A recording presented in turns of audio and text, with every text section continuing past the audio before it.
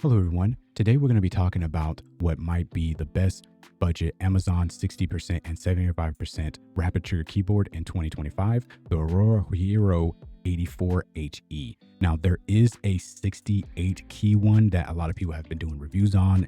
And I'll leave that review. That's the best one that I could find that has all the stats and stuff in the description, because you're going to be able to see the response time as well as it being compared to other keyboards out there, just to be able to make your own decision on your purchase. So let's go ahead and get the negatives out the way. But first, I want to go ahead and say I've been using this since August 2nd of 2025, and this has completely changed my mind about rapid trigger keyboards.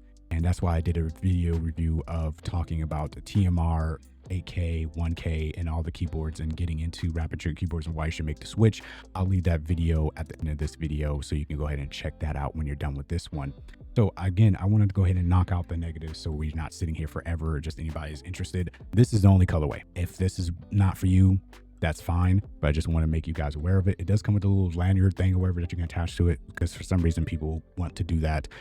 It does have a side address USB Type-C. The light bar, I just left this text on it, so you can take this off. I just left it to match the keyboard because I think it looks really nice. The light bar speed of the RGB cannot be synced with the RGB on the actual keyboard itself, no matter how bad you want to sync it up as far as like flowing or anything like that. The speed is just slightly, ever so slightly, I say faster, even if you set it on 1 than the keyboard. I don't know why, but that's just the way it is. If you don't like these legends on this keyboard, I do have pudding keycaps that I'll leave down in the description that I've used on this keyboard that looks really good. Unfortunately, you're gonna have to clean them very often, especially if you have oilier hands like I do, because they're just cheap and they collect dirt and grime and all that stuff. The space bar on this, wherever, as far as like putting that pudding keycap on the space bar, there's only one LED down here, so it doesn't really spread the light even on max brightness very well. But overall, the keyboard does look pretty good in my personal opinion. The switches inside the keyboard apparently are Black Emperor switches or some variation of that when you look it up. There's like 2 or 3 different names it goes by. I don't know anything about those switches or anything. I couldn't tell you, but just using them, they're perfectly fine. They do have some resistance when pressing down a key. It's not super hard like my TMR keyboard that I'll be doing a review on, hopefully in sometime December. So subscribe for that if you want to see that video. But this is the first one, so I wanted to go ahead and get this one out the way because I've been using it longer. And I just think it's a gem because I picked this up for around $54, and with tax and all that stuff, it came out to around $56. And there's like 3 different variations of this keyboard on sale, and one of them is constantly at $84 or like $82 or something. Don't pick that one up because it's the same one as this one. Use the link down below. It's affiliate links, of course, but it's going to give you the cheaper, like, so you don't have to spend as much money because it's literally the same as that keyboard. It's just like 3 different sellers that are selling it on Amazon.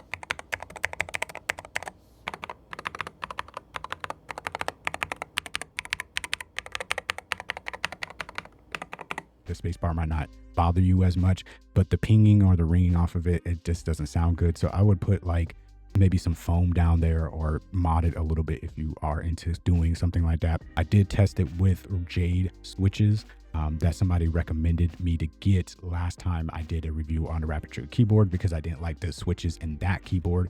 I ended up selling that keyboard. I kept the Jade switches and I put it in here, and I did notice the stem wobble is a little bit more pronounced on the J switches than these switches, and these switches do have quite a bit of I would say stem wobble, at least in my personal opinion, but it did not affect me in gaming. And in gaming, I used this for Call of Duty Black Ops 7 when the beta was out, or whatever, the free beta. I used it in Battlefield 6 in the BR mode and the multiplayer. And I use this in Apex Legends, which is the main game that I play right now. And I did notice in Black Ops 7 didn't really help me out, because I've talked about it, like I said in the previous video, talking about TMR, AK, all that stuff, that games need to have that implemented as far as movement and all that stuff when the game is being built in the core and the heart of the game, like Apex, Titanfall 2, other grind fishing games out there, stuff that's really inherent as far as movement and actuation and pinpoint accuracy when you're using a keyboard as well as a mouse. Black Ops 7 and, obviously Battlefield doesn't have that really integrated into their systems, especially Black Ops 7 with their so-called movement. So what I will go ahead and say is that if you're going to use a rapid trigger keyboard, don't expect to get too much out of it in those games. But what I've seen is that a lot of people only use the A and D keys, which you do get that here as far as like the counter strafing super quick or whatever. But I've seen people use it in Valorant. I've seen people use it in Marvel Rivals, Overwatch, stuff like that. And that's all they're using a rapid trigger keyboard for, or a TMR keyboard. And it's way more complicated using a keyboard than just playing those games, and that's it. This is meant for Apex and the movement games like Titanfall and all that stuff. That's where you should be using a rapid trigger keyboard, because that's what you're going to get the most use out of it, because that's its purpose. It's for the movement. It's for the precise actuation of actions inside of a video game. So if you're just watching somebody play Valorant or Overwatch or something like that, and all they're doing is strafing back and forth, and they're barely even moving, they're not wall bouncing, they're not wall running, they're not doing any of that stuff or wherever, then you're not really getting an accurate representation of what the keyboard can provide, because all they're using is two keys. So that's just my little mini rant on that. But overall, didn't see any holding back, either using the switches that were involved or getting the Jades and putting them in as well. So any other switches out there that somebody might recommend that might be like the best, I'll say, magnetic switches that to use in a rapid trigger keyboard, maybe they can let me know down in the comments below, and maybe I can test that out in the future. So let's get into why I got this keyboard in the first place. It's a slightly bigger than the 60%, as well as having all the keys that I need for editing, for Lightroom work, as well as streaming, and as well as using the internet, browsing, all that stuff, and gaming, because the rapid trigger keyboard and the small form factor, because I am an ARM player, not a wrist player. It's not wireless, by the way. So I'm gonna go ahead and say that. It does have flip out feet right there, but it does have a decent weight to it. It's not the lightest keyboard out there, and it's definitely not the most premium. You can tell when you grab the keyboard and you kind of twist it or whatever. It doesn't give, it doesn't have any flex or anything. It's just, you can tell like a little plastic creaking happens when you try to flex it. So it's going to be primarily, like I said, made out of plastic, but just having it on this lowest setting, that's what I primarily use my keyboards at. And you definitely got to put some force behind it to get it to scoot on your desk, especially if you're using a full-size mouse pad. And that's just overall, I would say, build quality. It does feel really, really good to use. It, again, I would expect this to feel around, $50 to $60 seems like a good price for the feel of the keyboard. I would not pay $80 or something or whatever for this keyboard, in my personal opinion, because there are keyboards that I have bought in the past that have been $80 to $90. They've been mechanical keyboards with various I would say, degrees of success, as far as like them feeling premium versus them feeling like a $25 keyboard, and for some reason they're $80.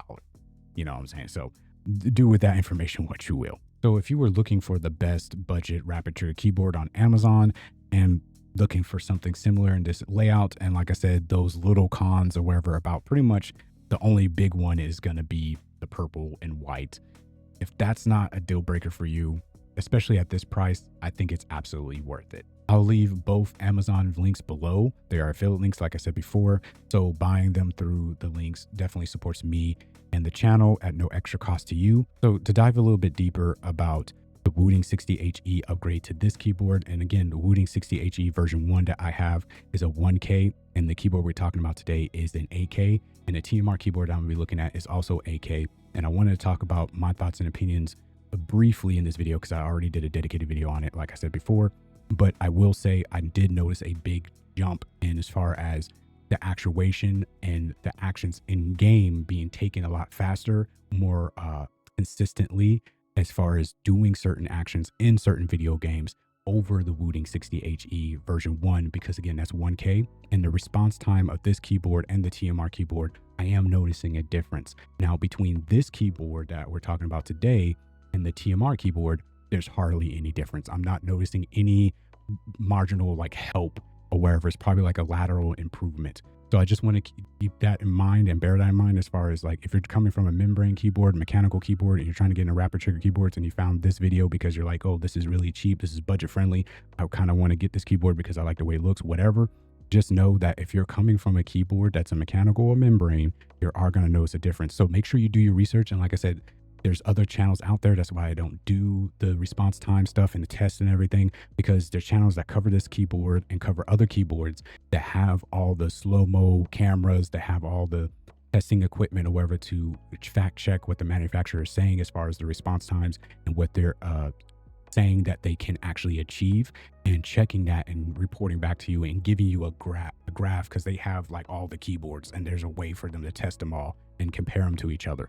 So definitely do your research, again, of picking anything up. But again, this is just a user review, how I feel about the keyboard, as well as using it against other keyboards that I've used in the past. And I'm going to be doing that with the TMR as well and give you my thoughts and opinions. So definitely stick around for that and hit that subscribe button if you're interested. And if you want me to try this keyboard out with other switches, maybe you have some that you can recommend that are better than this King Emperor switches, or even the Jade switches that are like the best ones for Hall effect switches, Hall effect keyboards, rapid trigger keyboards, whatever.